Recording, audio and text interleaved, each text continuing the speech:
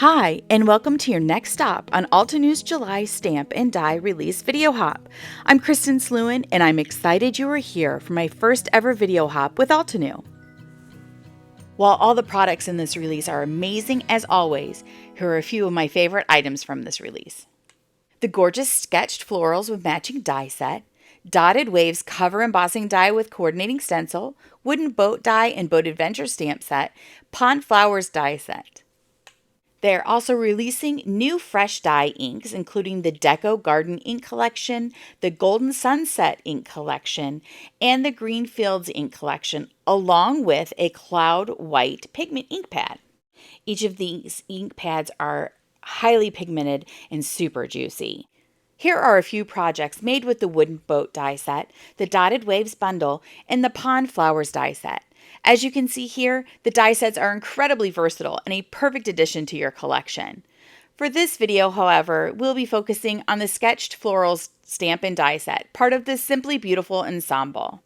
The Sketched Florals stamp set has a lot of loosely drawn flower images, along with wonderful gratitude sentiments.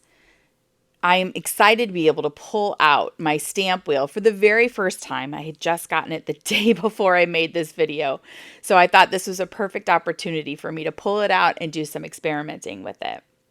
What I am already loving about the stamp wheel versus my MISTI is that I can set out my stamps one time and I don't have to even move my paper. And every time I make a stamp, it is always lined up perfectly, no matter how many times I rotate it.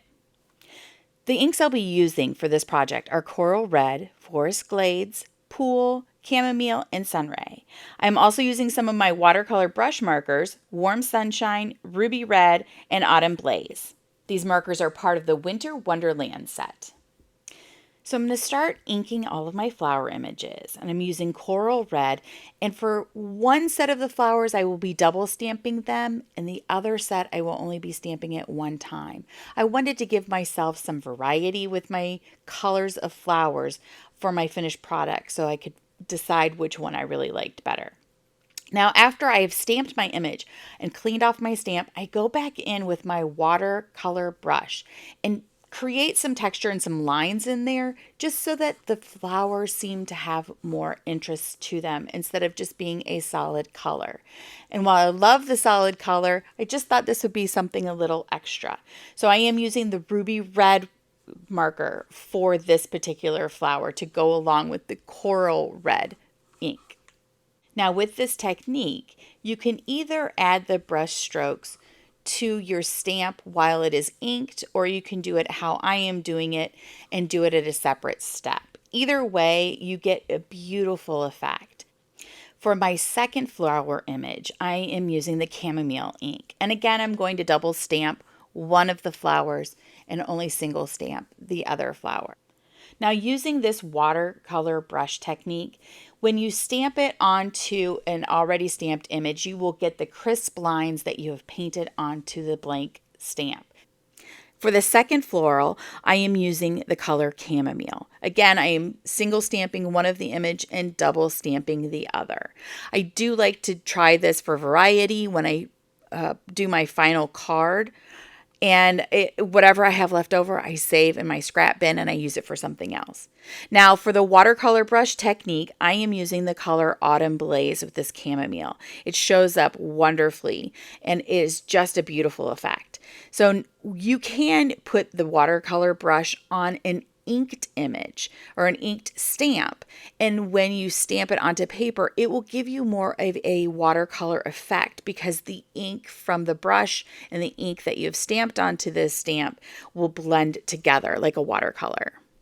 Now I'm also going to use the small floral stamps that are included in the set, and I'm using Sunray to ink these flowers.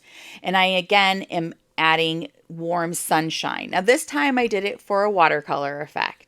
So it looks more blended as opposed to the stripes that I had with the larger flowers. Now remember when I said that the stamp wheel was new for me? I did not line up my flowers well. So you'll see one of them goes off the edge. If I had used the center alignment guides, I would not have had this problem. So I suggest if you do this, get the center alignment guides. It is Like, it is absolutely foolproof. And since I have been using the wheel more often since I made this video, it has gotten a lot easier for me. I am also now lining up the centers for the flowers, and I will be inking those centers, different colors for each of the flowers, but I am going to go ahead and put them on my stamp wheel at the same time so that I don't have to fuss with it again. One of the flowers I will be using the Forest Glades color, and the other one I will be using the Pool color. Just like the variety, and I think having a little blue center is just kind of fun. You don't always have to go with yellow centers or green centers. Add other colors for your centers. Purple is fantastic. Blue is fantastic. Anything under the sun, you can do any of them. So now that I have finished doing all of my flowers, I am going to do my leaves. Again, I'm putting paper into my stamp wheel without my alignment guide to smack my hands. And I will arrange my leaves how I see that it will work when I flip my wheel to do stamping on both sides of my paper. I'm starting off with the Forest Glades Fresh Dye ink from the Green Fields collection. And I've decided to bring in the color Frayed Leaf from that collection.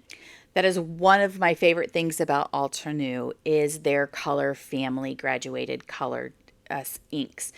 I just think it is absolutely wonderful and gives you a lot of variety when you are doing your creating. Now that I've stamped my leaves, I'm going to bring in another watercolor brush, also from the Winter Wonderland collection, and this is Lagoon.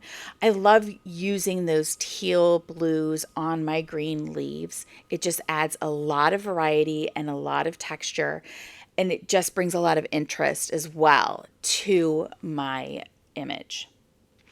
Now, once I finish all of my stamping, I will die cut everything with the coordinating die set. I do not have one of those very cute little die cutter machines yet from Altenew, so I will be taking it over to my big die cutter, and here they all are. So once they are all cut out, I just like to line them all up so I see what I have and start to pick out my flower images in comparison from the single stamped image to the double stamped image. And then at that point is when I will start to arrange. Now that I have everything laid out, I'm also going to be using the Dotted Waves embossing cover die. I love the texture that this adds to my paper. It just is really beautiful, and it doesn't need to be used with a water-themed card. It can be used for anything. And the reason the blending brush and the pool ink is out is I was thinking I was originally going to ink the entire background, and I decided not to. So I will go ahead and start arranging my flowers. Now, in one of my former lives, I actually was a florist for about 15, actually more than 15 years. I was a florist, but an event designer for 15 years. And arranging flowers is kind of therapeutic for me. So I tend to spend a lot of time figuring out the way I want my flowers to go. It is probably a little mind-numbing to watch it all, but I will play a little music for you so that you can enjoy this process, and hopefully it will inspire you on how you arrange your die cuts on your card fronts.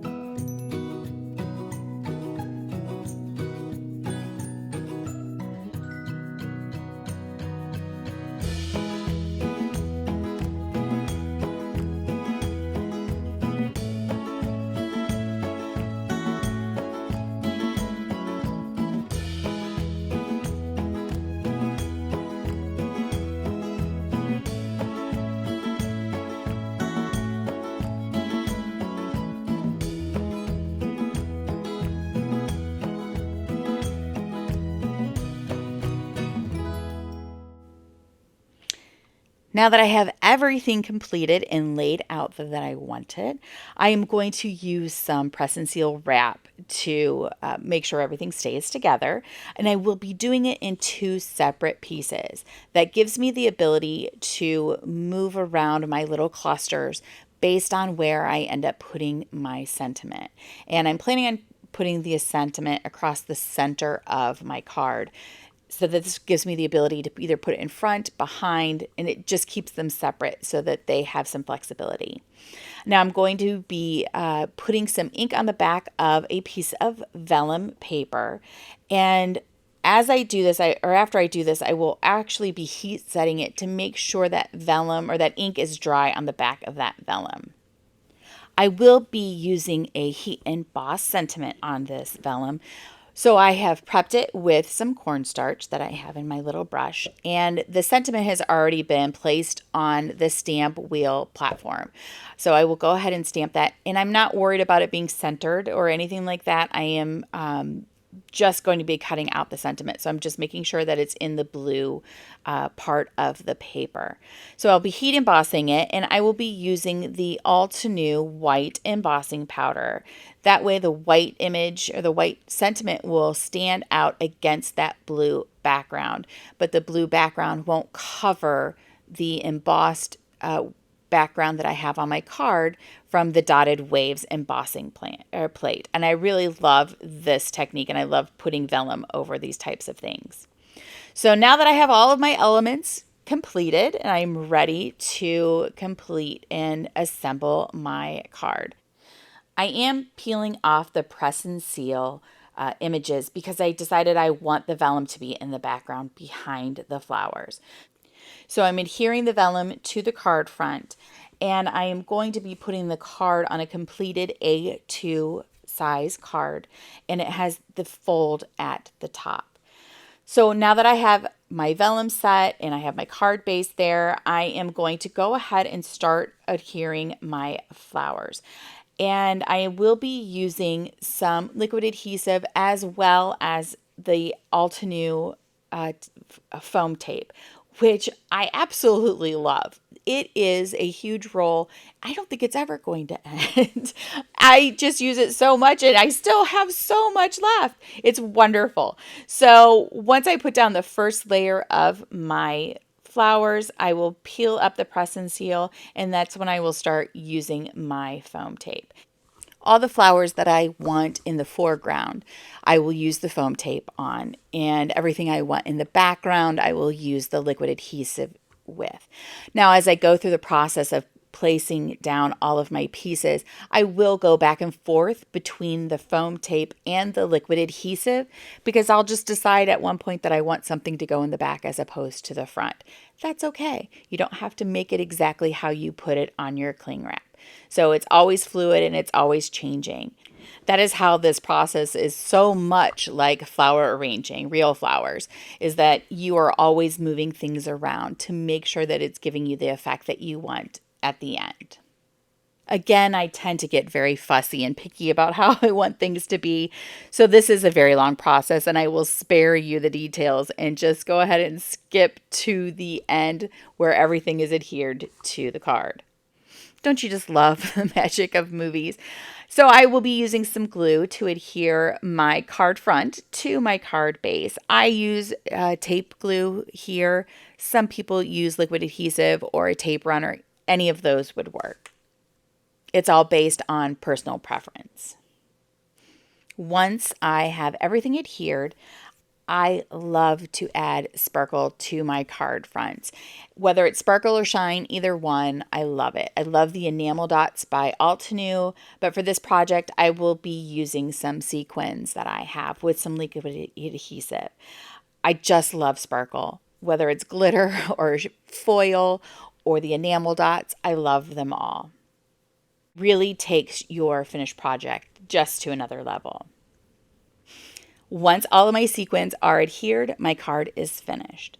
Now, this technique you can use in different ways as well. So my finished card, you can see with the brush strokes that I put on the cleaned stamp, they are very crisp.